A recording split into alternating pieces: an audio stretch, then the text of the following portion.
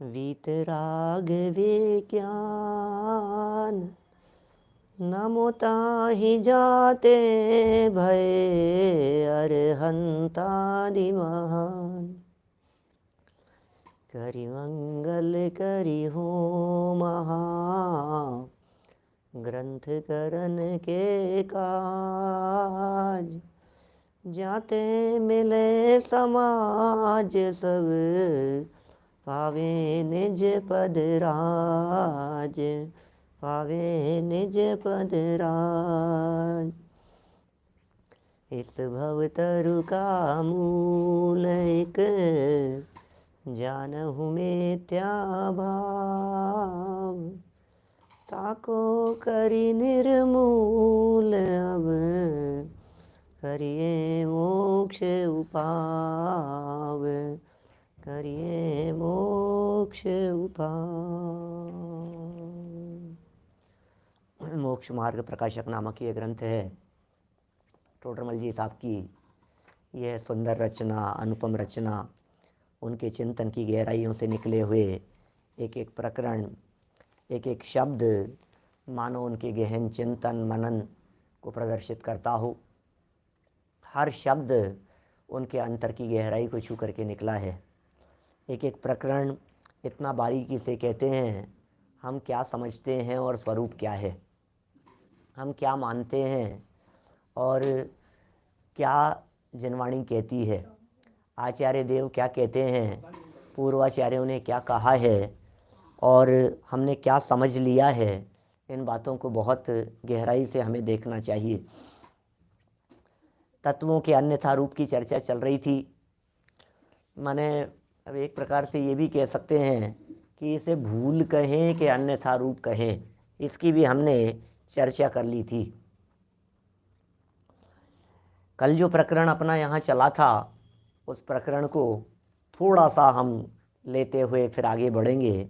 आप निकालिए page number 232, 232 number page number 232। यहाँ प्रकरण ऐसा चल रहा था कि भाई ये जो अंतरंग तप कहे हैं, जिन्हें अंतरंग तपों में नाम दिया प्रायश्चित विनय वैयावृत्त्यादि, ये सब के सब तप यदि प्रवृत्ति रूप होते हैं तो बहिरंग जैसे ही हैं, फिर तो क्या दम है इसमें। जैसे आपने उपवास किया वैसे आपने प्रायश्चित किया, जैसे उपवास की क्रिया थी वैसे प्रायश्चित की क्रिया हुई, वैसे विनय की क्रिया हुई। तो ये कह रहे हैं वो तो फिर अंतरंग नहीं है। तो फिर अंतरंग तप किसका नाम है? बोले परिणामों की विशुद्धता, परिणामों की शुद्धता होने पर उसका नाम अंतरंग तप जानना। परिणामों की शुद्धता होगी तो अंतरंग तप कहलाएगा। फिर एक बहुत सुंदर बात कही शुद्धोपयोग वगैरह के संदर्भ में। सब ये चर्चा कर लेने के बाद कि ज्ञानियों के जीवन में, छद्मस्थों के जीवन में, जो छद्मस्थ ज्ञानी लोग हैं, मिश्र रूप दशा उनकी लाइफ में होती है। और जो मिश्र रूप दशा होती है उस दशा में बंध भी है और निर्जरा भी है। तो जितना शुद्ध भाव है उतनी निर्जरा है, और जितना शुभाशुभ भाव है उतना बंधन है। एक बहुत सुंदर प्रश्न उठाया कि शुभ भावों से पाप की तो निर्जरा होती है ऐसा कहो, और पुण्य का बंध और शुद्ध भावों से दोनों की निर्जरा होती है ऐसा कहो। क्या गजब बात है, क्या कहना चाहते हैं। शुद्ध भाव से पुण्य पाप दोनों की निर्जरा होती है ऐसा कहो आप। तो टोडरमल जी ने कहा नहीं नहीं भैया, शुद्ध भाव से दोनों की निर्जरा नहीं होती, गलत फहमी में मत रहना। क्या भरत भाई टिम्बड़िया बोलो, शुद्ध भावों से पुण्य पाप दोनों की निर्जरा नहीं होती। क्या गहराई में जाकर के बात कर रहे हैं, ऐसा लगता है कि पूरे कुएं में भांग पड़ी है। लोग क्या समझ रहे हैं, जिनवाणी को गहराई से अध्ययन मनन करने वाले लोग भी समझ क्या रहे हैं।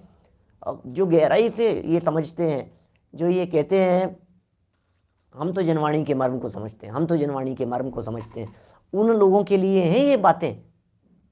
ये बातें उनके लिए है जो ये मान करके बैठे हैं हम तो भाई बहुत अभ्यासी हैं, हमने बहुत गहराई से अभ्यास किया है शास्त्रों का। तो बोले आत्म स्वभाव का अवलंबन लो, शुद्ध भाव होंगे और उस शुद्ध भाव से पाप पुण्य दोनों की निर्जरा होगी। टोडरमल जी कह रहे हैं ऐसा नहीं होता।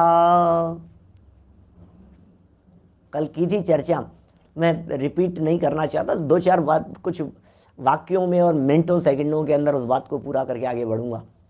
सुनो क्या कहा, मोक्ष मार्ग है ना, मोक्ष मार्ग, इस मोक्ष मार्ग में स्थिति का घटना, मोक्ष मार्ग में स्थिति का घटना,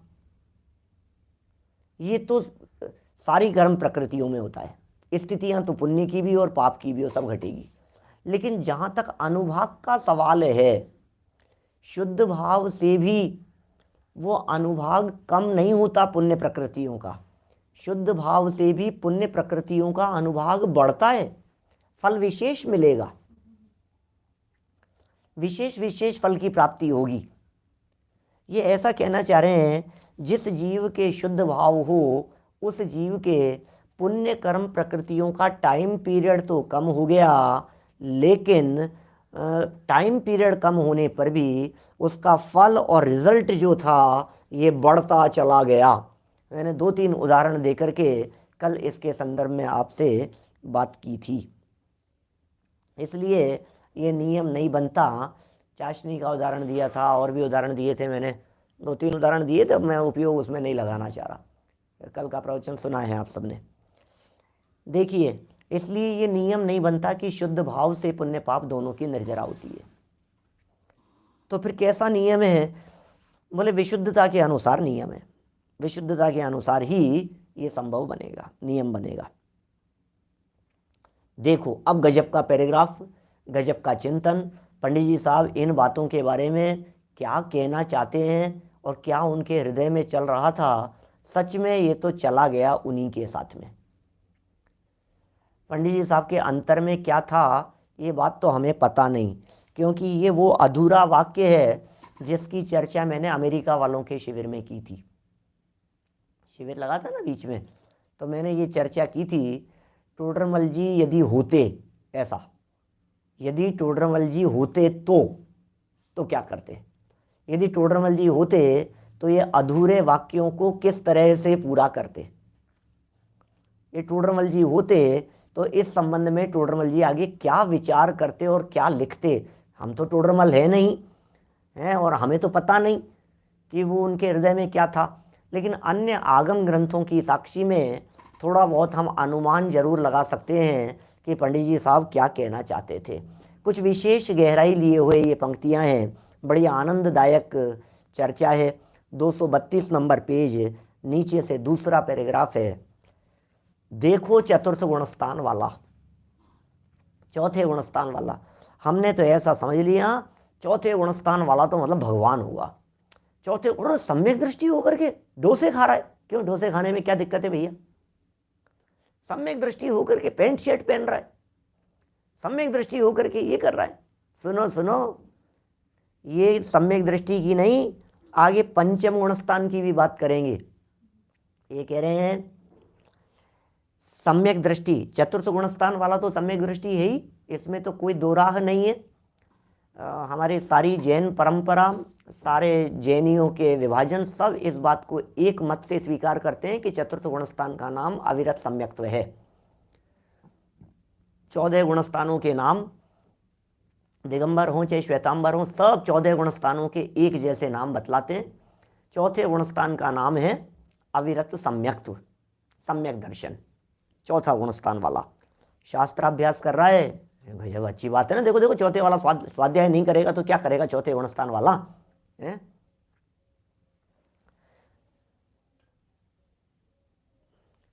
चौथे गुणस्थान वाला यदि स्वाध्याय नहीं करेगा तो क्या करेगा बतलाओ?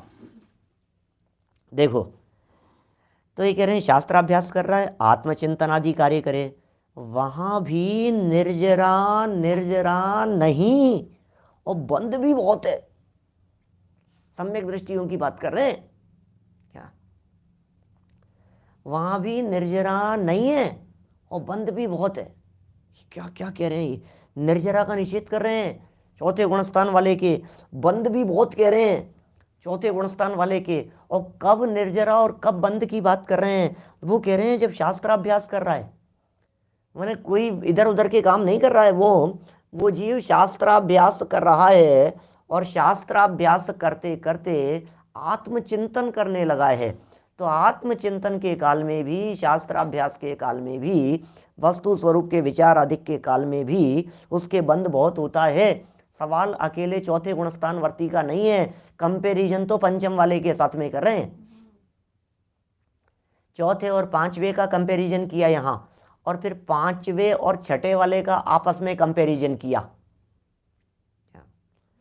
चौथे और पांचवे का परस्पर में कंपैरिजन, पांचवे और छठे का कंपैरिजन।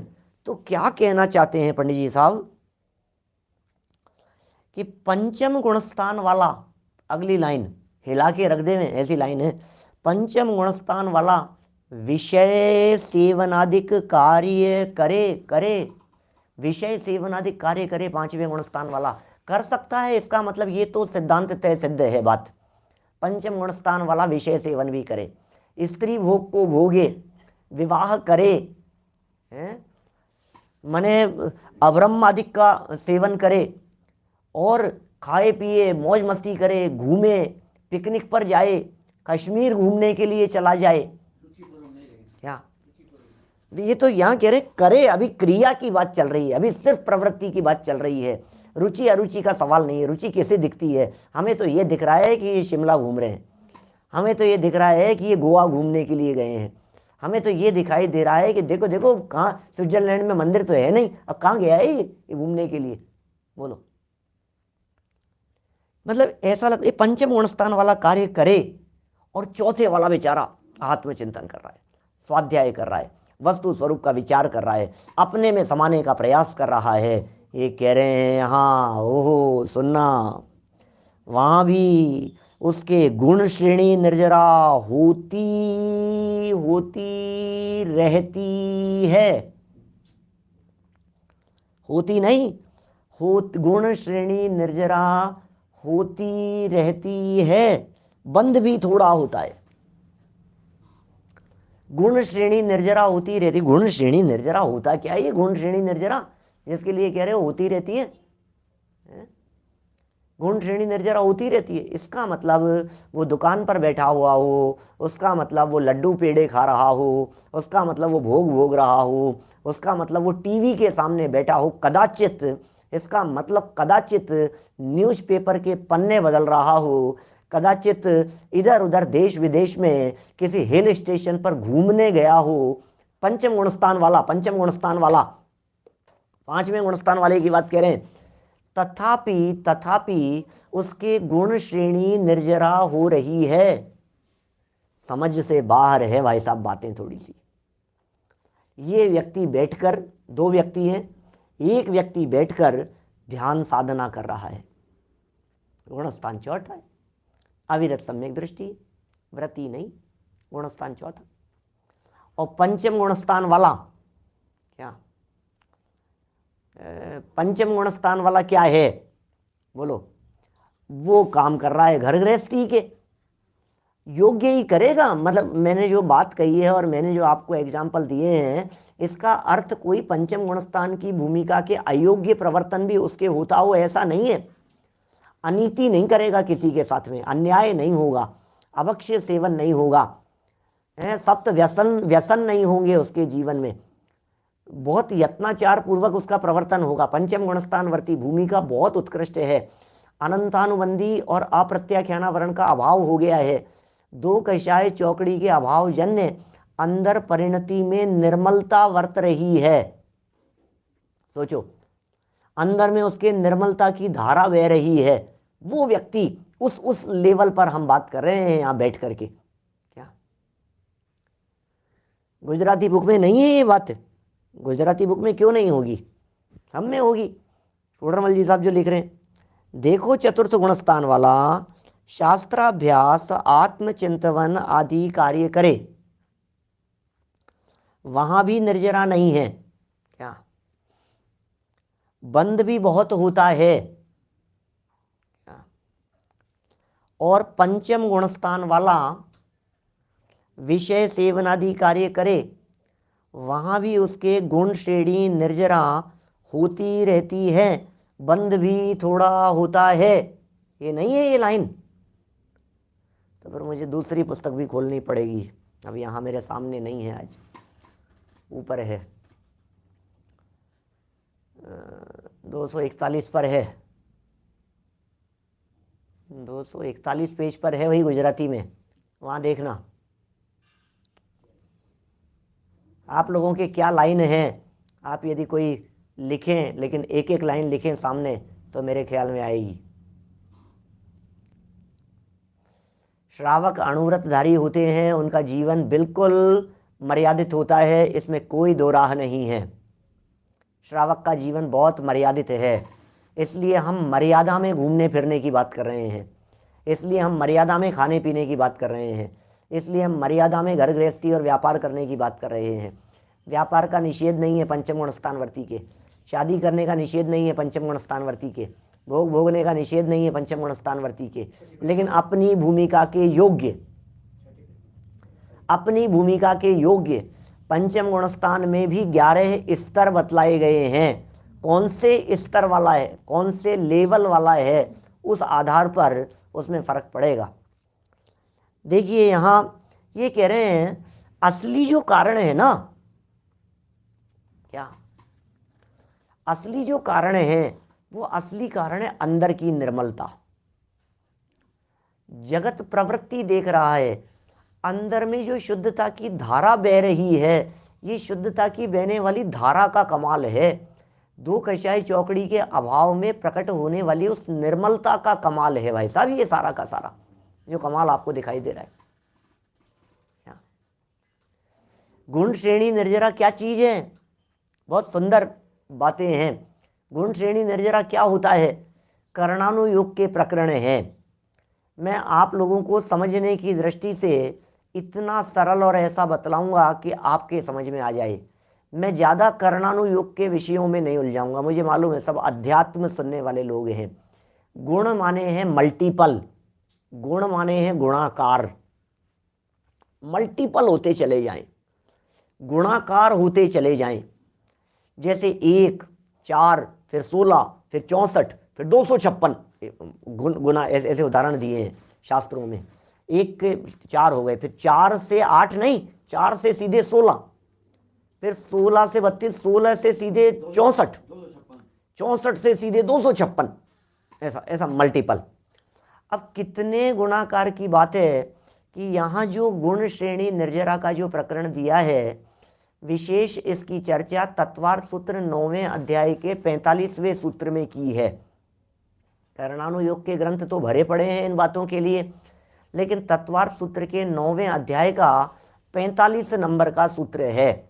वहाँ क्रमशः निर्जरा के 10 लेवल बताए हैं अलग अलग, और असंख्यात असंख्यात गुणी निर्जरा बतलाई है। गुण श्रेणी निर्जरा 3 शब्द हैं, गुण श्रेणी निर्जरा। गुण माने मल्टीपल होती हुई, गुणाकार होती हुई। श्रेणी माने है लाइन, श्रेणी माने है लाइन। क्या गुण माने गुणाकार, गुणाकार होती हुई। श्रेणी माने क्या है, लाइन। लाइन किस चीज की है, लाइन है समय, समय समझ लीजिए आप, समय। तो प्रति समय, एक समय, फिर दूसरा समय, फिर तीसरा समय, फिर चौथा समय, फिर 5वां समय, इस तरह से लाइन। अब गुणाकार रूप से पहले समय में जितना था उससे असंख्यात गुना ज्यादा दूसरे समय में, दूसरे समय में जितना था उससे असंख्यात ज्यादा तीसरे समय में, तीसरे समय में जितना था उससे असंख्यात गुना ज्यादा चौथे समय में। कि क्या, कि निर्जरा। इसका नाम है गुण श्रेणी निर्जरा। ख्याल में आ रही है बात, गुण श्रेणी निर्जरा क्या चीज है, इसमें होता क्या है, प्रक्रिया क्या होती है।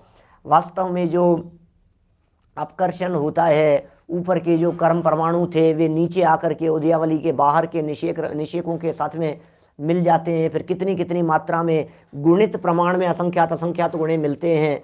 फिर वो उदय में जब आएंगे तो उदय के अंदर आने वाले द्रव्य वे समय प्रबद्ध से असंख्यात गुणे गुणित होकर के उदय में आते हैं।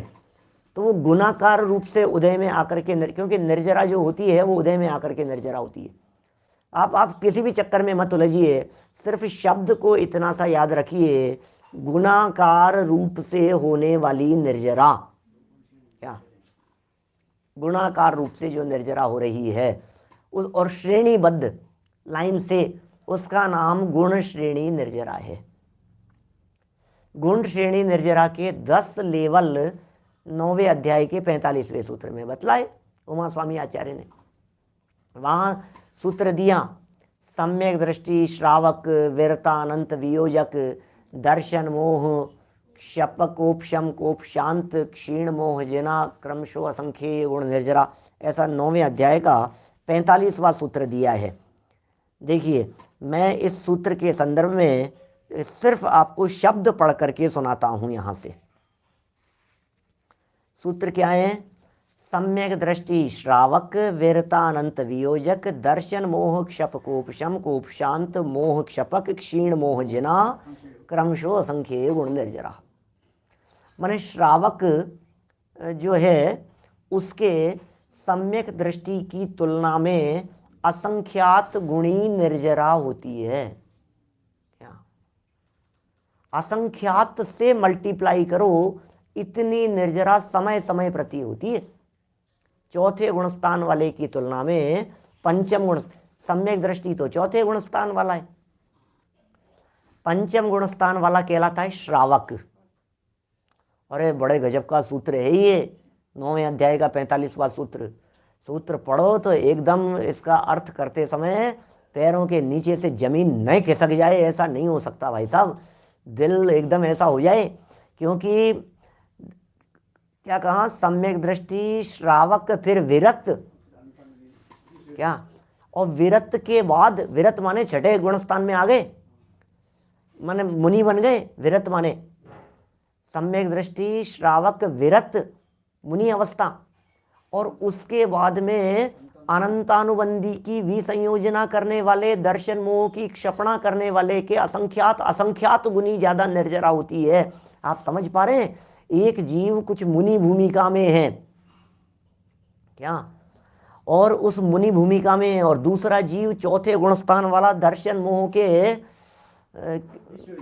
विसंयोजना में लगा है, अनंतानुबंधी की विसंयोजना में, और दर्शन मोह की क्षपणा में लगा हुआ है। चौथे गुणस्थान वाला घर में रहता हुआ गृहस्थी, और मुनि भूमिका वाले भावलिंगी संत, तीन कषाय चौकड़ी के अभाव वाले, बोले उनसे असंख्यात गुनी ज्यादा निर्जरा, मुनिराज से असंख्यात गुनी ज्यादा निर्जरा दर्शन मोह की क्षपणा करने वाले चौथे गुणस्थान वर्ती की लाइफ में होती है।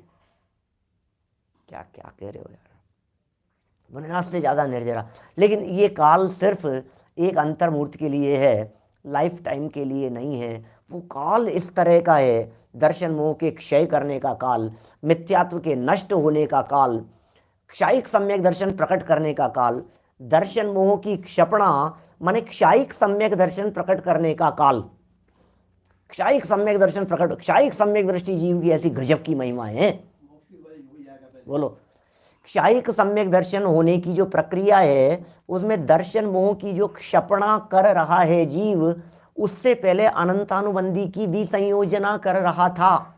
अनंतानुबंधी का जो द्रव्य, अनंतानुबंधी के जो कर्म परमाणु, उन अनंतानुबंधी के कर्म परमाणुओं को अप्रत्याख्यान, प्रत्याख्यान और संज्वलन में कन्वर्ट की प्रक्रिया चल रही थी। क्या बात थोड़ी सी सूक्ष्म है, थोड़े से, लेकिन मुझे मालूम है सब अभ्यासी लोग हैं, सबके लिए समझने जैसी बात है। क्या बातें कह रहे हैं? चौथे वाला ध्यान आत्मचिंतन कर रहा है, उसकी तुलना में पांचवा वाला विषय सेवनादि कार्य करे तो भी उसके निर्जरा उसकी तुलना में असंख्यात गुना ज्यादा है। इसका मतलब निर्जरा क्या नहीं के नहीं है, क्या दम है उसमें? कुछ नहीं है, माने गुण श्रेणी निर्जरा नहीं है कि अर्थ में इस बात को समझना, इस बात को नहीं है ऐसा। अभी बंद बहुत है चौथे वाले के और पांचवे वाले के नहीं है, तो चक्कर क्या है इसका चक्कर क्या है, ऐसा हेतु क्या है उसके पीछे? आपको ध्यान होगा पीछे हमने एक प्रकरण पढ़ा था, उस प्रकरण में हमने ये गुण श्रेणी निर्जरा की भी थोड़ी बहुत चर्चा की थी और आपको शुद्धोपयोग और शुद्ध परिणति की चर्चा करके बताया था। मेरे ख्याल से उस प्रवचन पर हेडिंग ही शुद्धोपयोग शुद्ध परिणति डला हुआ है। कोई 30-35 प्रवचन, 25-30-35 प्रवचन, 40 प्रवचन पीछे की बात होगी। क्या होती है ये शुद्ध परिणति, क्या चीज़ है? उसे शुद्ध परिणति नाम दिया गया, उसे शुद्धि की धारा नाम दिया गया, धारा प्रवाह रूप से। देखो, उपयोग से निर्जरा मानने की अपेक्षा परिणति से निर्जरा मानो, क्योंकि अंदर में धारा परिणति की बह रही है। क्या ये गजब की बात है कुछ। मैं इसलिए कह रहा हूं आपसे क्योंकि उपयोग अंदर में तो ज़्यादा लंबे समय तक रहता नहीं है। आइए जैन साहब बोलो, उपयोग यदि लंबे समय तक अंदर में रह गया तब तो समझ लीजिए केवल ज्ञान हो गया। अंतर मुहूर्त तक उपयोग यदि आत्मा में जमा रह जाए तब तो कहते हैं केवल ज्ञान हो गया भाई साहब। अब तो क्या बात है, अब तो केवल ज्ञान की प्राप्ति हो गई, अब तो कुछ बचा ही नहीं, अब तो कोई बात ही नहीं है। अंतर्मूर्त के लिए अंदर में समा गया तो इसका मतलब क्या है? सम्यक दृष्टि हो चाहे पंचम गुण स्थान वर्ती हो, अंतर मुहूर्त के लिए उनका आत्मा में उपयोग लगातार बना रहे, एक यथा योग्य अंतर मुहूर्त केवल ज्ञान प्राप्ति के लिए, सो तो हो नहीं सकता चौथे और पांचवें में, क्योंकि वो तो मुनि भूमिका में ही संभव है वो चीज़। तो चौथे और पांचवें गुणस्थान में जब उपयोग अंदर गया था तो फिर बाहर आएगा ना उपयोग, बिल्कुल आएगा, शुभ और अशुभ में भी जाएगा और कदाचित अंदर शुद्ध में भी जाएगा। उपयोगात्मक जो दशा है वो बाहर में विषय कषाय में भी आएगी, स्वाध्याय में भी आएगी, अंदर में भी चली जाएगी, कभी फिर बाहर आएगी, फिर अंदर चली जाएगी। अब बात ये है कि बाहर आने के काल में जब उपयोग अंदर आनंद से बाहर आ गया, जब उपयोग आत्म स्वभाव से निकलकर बाहर आ गया, जब शुभ अशुभ उपयोग का काल चल रहा है पंचम गुणस्थान वर्ती का, उस समय में बताओ अब उस जीव के सम्यक दर्शन कायम है या नहीं है? सम्यक दर्शन तो कायम ही है, क्या हो गया? उसके पंचम गुणस्थान कायम है या नहीं है? भोजन करते समय उनके पंचम गुणस्थान कायम है या नहीं है? जरूर कायम है। क्यों कायम है? उसके कायम रहने के पीछे क्या हेतु होगा? कि उसके कायम रहने के पीछे हेतु है अनंतानुबंधी और अप्रत्याख्यान का अभाव चल रहा है। बराबर, अनंतानुबंधी का भी अभाव है और अप्रत्याख्यान का भी अभाव है। क्या हमने पीछे 186 नंबर प्रवचन, धन्यवाद अवनीश भाई, 186 नंबर प्रवचन मोक्ष मार्ग प्रकाशक का अभी चल रहा है, शायद आज 230 नंबर का प्रवचन है। इसका मतलब 30, 40 और 44, 45 दिन पुरानी पीछे की बात हो गई। हम क्या कह रहे हैं? पंचम गुणस्थान वाला, ये पंचम गुणस्थान वाले के दो कषाय चौकड़ी का जो अभाव है, ये अभाव जो मेंटेन है, इसके दम पर गुणस्थान टिका हुआ है ना, क्योंकि कषाय चौकड़ी का अभाव बना हुआ है। तो बोले जितनी कषाय चौकड़ी का अभाव था उतनी शुद्धता अंदर में होनी चाहिए कि नहीं, ये बतलाओ। होनी चाहिए, बिल्कुल होनी चाहिए उतनी शुद्धता। टोडरमल जी साहब ने एक नीचे शब्द दिया है, कषाय शक्ति शब्द का प्रयोग किया, इसके बिल्कुल लास्ट लाइन देखिए आप। इसलिए बाह्य प्रवृत्ति के अनुसार निर्जरा नहीं, अंतरंग कषाय शक्ति घटने से विशुद्धता होने पर निर्जरा होती है।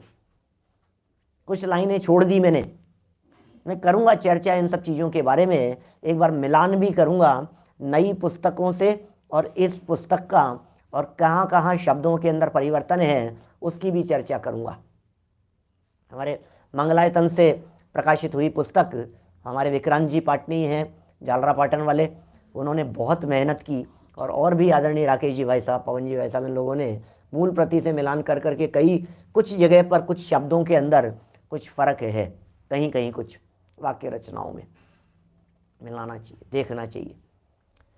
तो करेंगे अपन कल फिर दोबारा इस पैराग्राफ की चर्चा करेंगे। आज बात क्या है, आज तो मोटी मोटी बात आप इतनी समझ लीजिए। ये कह रहे हैं प्रवृत्ति के अनुसार निर्जरा नहीं है, खेल तो सारा ये है, और हम सारी प्रवृत्ति के अनुसार निर्जरा करना चाहते हैं। सारा प्रकरण क्या चल रहा है, प्रकरण ये चल रहा है निर्जरा मान रहा है तप से, ये तो होता ही है, सारा जिनागम का वाक्य है, तप से निर्जरा होती है, तप से निर्जरा होती है, निर्जरा का मुख्य कारण तप है, निर्जरा का मुख्य कारण तप है, ये तो सारा जिनागम कह रहा है, निर्जरा का कारण तप है। और तप क्या होते हैं, बोले 12 होते हैं तप, तो तप 12 हैं, तो अंशल से होगी कि उनोदर से होगी, वृत्ति परिसंख्यान से होगी, रस परित्याग किससे होगी, बतलाओ मेरे को। फिर प्रायश्चित विनय भैया व्रत स्वाध्याय विसर्ग ध्यान। तो टोडरमल जी ये कह रहे हैं ये जो 12 कहे हैं, सुनना भैया, ये जो 12 कहे हैं, इन 12 में मार्मिक बात समझ लेना, यदि तुम प्रवृत्ति की बात कर रहे हो, इन 12 प्रकार के तपों को प्रवृत्ति अनुसार देख रहे हो, तो उसके अनुसार निर्जरा नहीं है, प्रवृत्ति के अनुसार निर्जरा नहीं होती, ये कह रहे हैं यहां। बोलो क्या कह रहे हैं, बाह्य प्रवृत्ति के अनुसार निर्जरा नहीं है। हमारी दृष्टि प्रवृत्ति से आगे बढ़ती ही नहीं है, हमारी निगाहों में तो प्रवृत्ति ही दिखाई देती है और कुछ आता ही नहीं है। बाह्य प्रवृत्ति के अनुसार, बाह्य प्रवृत्ति के अनुसार माने क्रियाओं के अनुसार है, क्या कर रहा है, क्या कर रहा है, कैसे उठ रहा है, अरे कितना सावधानी से आकर के बैठा है, देखो तो सही आप, अरे कितना ओ हो दर्शन करता है, कितना भाव विभोर होकर के दर्शन करता है। ऐसे ज्ञानी कैसे दर्शन करते हैं ज्ञानी, देखो तो सही आप। भोजन करता है तो कैसे भोजन करता होगा, स्वाध्याय किस तरह से कर, आपको उसकी सारी प्रवृत्तियां दिखाई दे रही है। उपवास भी एक प्रवृत्ति है, और विनय भी एक प्रवृत्ति है, और स्वाध्याय भी एक प्रवृत्ति है, और ध्यान भी एक पद्धति है और प्रवृत्ति जैसा दिखाई दे रहा है। पंडित जी साहब ने कह दिया प्रवृत्ति के अनुसार निर्जरा नहीं है, तो उस पंचम गुणस्थान वाले के निर्जरा क्यों हो रही है ज्यादा, ये बता दो, विषय सेवन करते हुए। क्योंकि प्रवृत्ति देखोगे तो विषय सेवन दिखाई दे रहा है, प्रवृत्ति यदि आप देखोगे तो विषय सेवन दिखाई दे रहा है, और 5वें वाले के, और प्रवृत्ति देखोगे तो 4थे वाले के स्वाध्याय करता हुआ दिखाई दे रहा है, आत्मचिंतन करता हुआ दिखाई दे रहा है। दोनों की प्रवृत्तियां एट ए टाइम इसके प्रवृत्ति के अंदर चल रहा है, स्वाध्याय चिंतन मनन, इसकी प्रवृत्ति के अंदर चल रहा है विषय सेवन, दोनों। और एट ए टाइम बोले सूक्ष्मदर्शी कर्मों के कैमरे से देखो, इन दोनों के इस टाइम फ्रेम में 15 मिनट के लिए ये भोजन विषय भोग प्रवृत्तियों के अंदर लगा हुआ पंचम गुणस्थान वाला, और ये 15 मिनट के लिए ये जीव आत्मचिंतन स्वाध्याय करने वाला, सिर्फ इस 15 मिनट के टाइम फ्रेम का कंपैरिजन कर रहे हैं हम। बोलो, ये इस सिर्फ 15 मिनट के टाइम फ्रेम का कंपैरिजन कर रहे हैं। ये 15 मिनट तक चिंतन कर रहा है, और ये 15 मिनट तक विषय भोग बाह्य प्रवृत्तियों में खान पान मौज मस्ती में लगा हुआ है। इन 15 मिनट के काल में कर्म का सूक्ष्म कैमरा लगाया, और बोले बताओ किसके निर्जरा ज्यादा हो रही है। तो बोले यार ये हो क्या रहा है, हम समझ नहीं पा रहे हैं, ये विषय भोग और बाह्य प्रवृत्ति में लगे हुए के निर्जरा ज्यादा हो रही है, गुण श्रेणी असंख्यात गुणी निर्जरा हो रही है। ये क्या है ये चक्कर, ये समझ में नहीं आई बात, इसके पीछे क्या कारण है।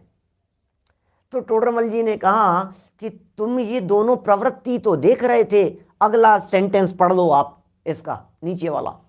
अगले सेंटेंस में कहते हैं अंतरंग कषाय नहीं, पॉइंट नोट करने योग्य है।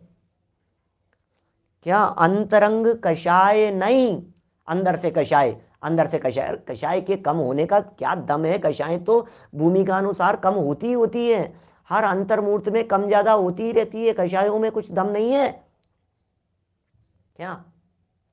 ये कषायें अपने आप ही, अरे मैं कहता हूं ओसामा बिन लादेन जैसे पूरे दुनिया भर में आतंकवादी टेररिस्ट लोग उन लोगों के भी कषाएं मंद होती हैं। क्या बात कर रहे हो पंडित जी, आपका ये वाक्य अभी हम इतनी सी कटिंग करके निकाल करके भेजेंगे दुनिया भर में, आतंकवादियों के भी कषाएं मंद होती है। क्या उटपटांग बातें करते हो आप, बकवास बातें करते हो, उनके कषाएं मंद बता रहे हो। अरे भाई सुनो तो सही हमारी बात। अंतर्मुहूर्त में कषाएं मंद और अंतर्मुहूर्त में तीव्र, ये मंदता तीव्रता का भेद चलता रहता है तारतम्यानुसार। मंदता और तीव्रता के आधार पर जो भेद पड़ते हैं उन्हें तो लेश्या कह करके पुकारा गया है। क्या मंदता और तीव्रता के आधार पर जो भी भेद पड़ेंगे उनका नाम क्या है? बोले वो तो लेश्या है। क्या अभी ये कह रहे हैं अंतरंग कषाय शक्ति के घटने से। अब कषाय शक्ति क्या चीज है? बोले कषाय शक्ति है अनंतानुबंधी, अप्रत्याख्यानावरण, प्रत्याख्यानावरण, ये शक्ति है, ये पावर है, ये कषाय शक्ति। अब कषाय शक्ति घट गई माने अनंतानुबंधी चले गई। बोलो अब ये कषाय शक्ति जो चले गई ना, इससे निर्जरा है, प्रवृत्ति के अनुसार निर्जरा नहीं है, ये पंडित जी कहना चाह रहे हैं। यहां कुछ ख्याल में आ रही है बात? बहुत ज्यादा सूक्ष्म बातें नहीं थी, बहुत ज्यादा सूक्ष्मता में बातें नहीं हुई है, लेकिन फिर भी कुछ लोगों को कुछ कठिन लग सकता है, लेकिन कठिन जैसी बात नहीं है, बातें बहुत सरल है। थोड़ा सा कहीं कुछ लगे तो दोबारा सुनना, अपने पास तो रिकॉर्डिंग है ना, वापस सुनना क्या बातें कहना चाह रहे हैं, किस तरह से बात कही है। टोडरमल जी की ये लाइन अंतरंग कषाय शक्ति, शक्ति शब्द का प्रयोग बहुत गजब का है। कषाय शक्ति अनंतानुबंधी, अप्रत्याख्यानावरण, ये कषाय शक्ति है। पंचम गुणस्थान वर्ती के अनंतानुबंधी और अप्रत्याख्यानावरण कषाय शक्ति घट गई है, खत्म हो गई है।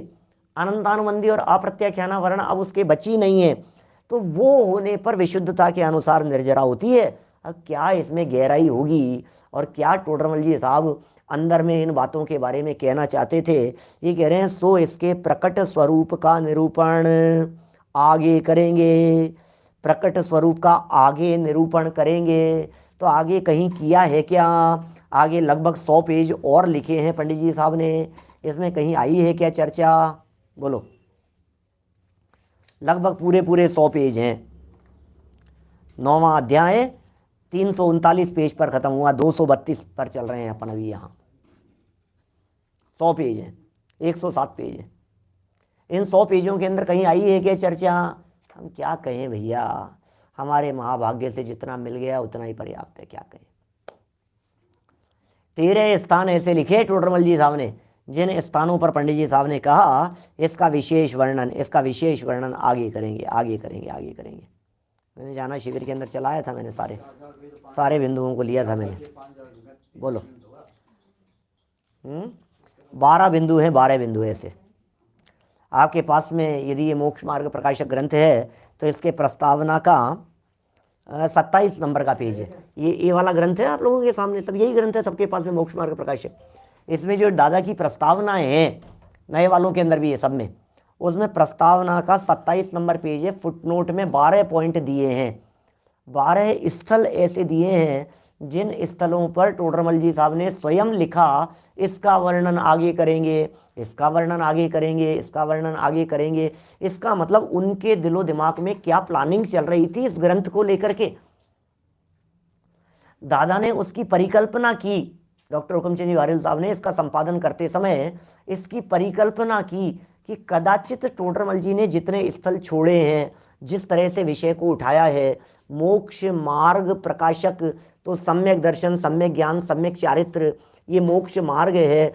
और मानो ये 8 अध्यायों में तो भूमिका बनी हो, 9वें अधिकार में आकर के सम्यक दर्शन का प्रकरण शुरू किया है, फिर सम्यक दर्शन के बारे में क्या क्या बातें कहते, क्या क्या होता, तो दादा ने लिखा है। तो बहुत सारे सब लोगों को पता है, लगभग 5000 पृष्ठों का, 5000 पेज का ये मोक्ष मार्ग प्रकाशक नामक ग्रंथ होता। बोलो यदि होता तो, पूर्ण होता तो, लेकिन क्या करें, अल्प आयु में ही, युवा अवस्था में ही उनका देवलोक गमन हो गया, जीवन पूरा हो गया। 47 वर्ष की आयु पूरी कर, 27 वर्ष चला करता था पहले भी, अब 27 के 47 जो भी है, मैंने इतनी आयु पूरी कर, दादा ने एक जगह का प्रमाण दे करके उसे 47 सिद्ध किया अपनी पीएचडी में। इतनी कम, 27 वर्ष तो कुछ होती ही नहीं है, और 47 भी है तो कौन सी ज्यादा है, 47 तो कुछ भी नहीं है 47 वर्ष की आयु। आज हमारी सभा में जितने लोग सुन रहे हैं, मैं दावे के साथ कह सकता हूँ 90% लोग 47 से ऊपर वाले होंगे। 90% लोग, कुछ आयु नहीं है इतनी सी आयु में, लेकिन क्या था उनके चिंतन में, क्या था, ये करेंगे, कर्म अधिकार के अंदर लिखेंगे, इस अधिकार के अंदर लिखेंगे। हाँ, जो भी हो उसमें क्या है। देखिए इसका निरूपण आगे करेंगे, वहां से जानना। देखिए साहब, मैं इस 232 नंबर पेज के इस पैराग्राफ को, जहां अपना ये प्रकरण चल रहा है, चौथे और पांचवें का कंपैरिजन किया, यहाँ पर चौथे और पांचवें में तुलना की। आगे वहाँ भी उसके गुण श्रेणी निर्जरा होती रहती है, बंध भी थोड़ा होता है, तथा पंचम गुणस्थान वाला। अब पांचवें और छठे का कंपैरिजन बतलाया है यहाँ पर। पंचम गुणस्थान वाला उपवास आदि या प्रायश्चित्तादिक तप करे। पंचम गुणस्थान वाला क्या क्या करे? उपवास आदि करे या प्रायश्चित्तादिक तप करे, उस काल में भी उसके निर्जरा थोड़ी होती है। क्या? पंचम गुणस्थान वाले के निर्जरा थोड़ी होती है। क्या कर रहे हैं पंचम गुणस्थान वाला? उपवास आदि कर रहा है, प्रायश्चित आदि कर रहा है, इसे तो तप कह रहे हैं ना आप, ये तप कर रहा है, वो निर्जरा थोड़ी होती है। और छठे वाले क्या कर रहे हैं? और छठवें गुणस्थान वाला आहार करे, विहार आदि करे। यहाँ विषय सेवन नहीं होगा, यहाँ नहीं है वो बातें छठे गुणस्थान की भूमिका के योग्य। आहार तो होता ही है, विहार तो होता ही है, गमन तो करते हैं एक क्षेत्र से दूसरे क्षेत्र पर। छठवें गुणस्थान वाला आहार विहार आदि क्रिया करे, उस काल में भी उसके निर्जरा बहुत होती है, तथा बंध उससे भी थोड़ा होता है। बोलो क्या कह रहे हैं? पंचम गुणस्थान वाला तप कर रहा है, प्रायश्चित आदि तो तप है ना, उपवास आदि ये बहिरंग लगाना यहाँ, और प्रायश्चित आदि ये अंतरंग लगाना। दो शब्द, टोडरमल जी का शब्द विन्यास कितना जबरदस्त है, आप देखिए शब्द संयोजन। पंडित जी साहब एक एक शब्द, उपवास आदि या प्रायश्चित आदि तप करे, ये उपवास आदि और प्रायश्चित आदि दो जगह पर आदि लगाया है इन्होंने, बहिरंग और अंतरंग।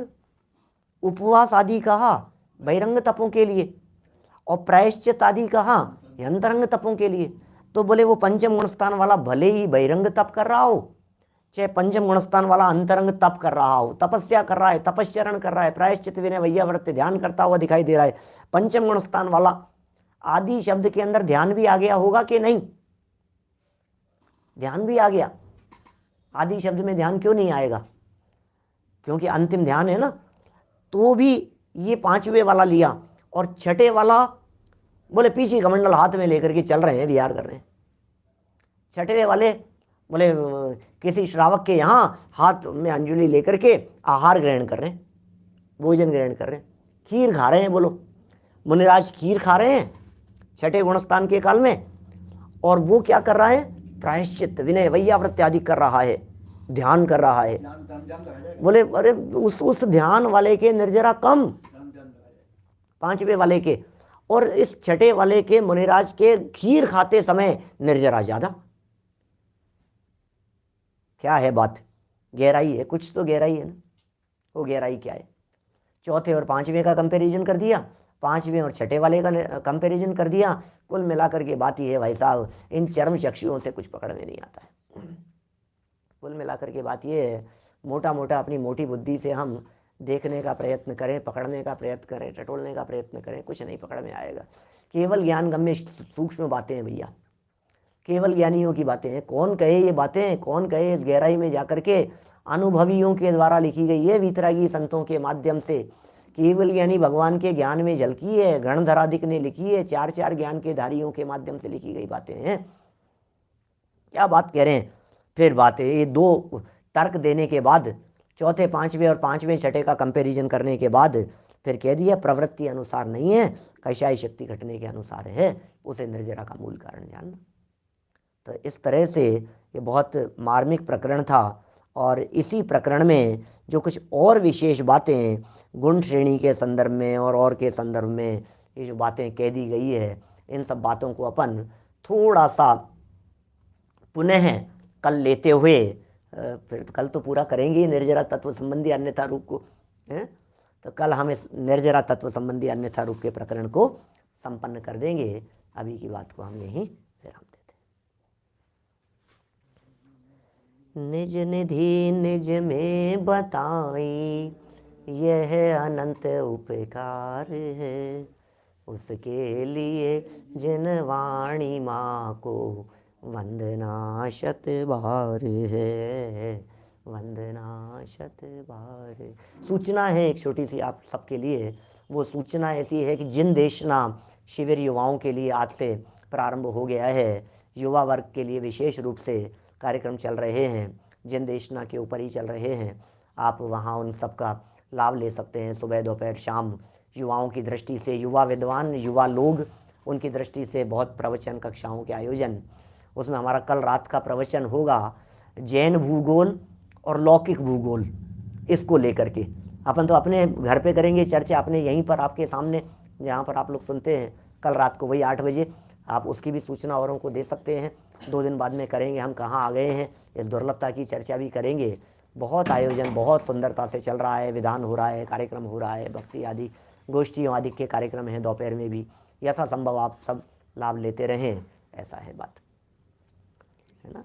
जनवाणी स्तुति। हमारे सादरमी सुभाष जी चांदीवाल साहब नहीं रहे, ये खबर आप लोगों को व्हाट्सएप वगैरह के माध्यम से मिली रही होगी। ये तो जीवन पूरा हो गया, अब होना था, क्या कह सकते हैं अपन। दिवंगत आत्मा शीघ्र ही अभ्युदय को प्राप्त हो, ऐसी भावनाएं हैं। हमारे स्वाध्याय के अंदर रोजाना रहा करते थे स्वाध्याय, अपने ही स्वाध्याय सभा, ऑनलाइन स्वाध्याय सभा के नियमित श्रोता थे। सच में हम उनके प्रति, उनके परिवार के प्रति संवेदनाएं व्यक्त करते हुए भावना बातें हैं कि वे अल्पकाल में निर्वाण की प्राप्ति करें, चतुर्गति के दुखों से मुक्त होकर। 9 बार नमोकार मंत्र। नमो हरिहंता, नमो सिद्धार्थ, नमो हरि, नमो जय।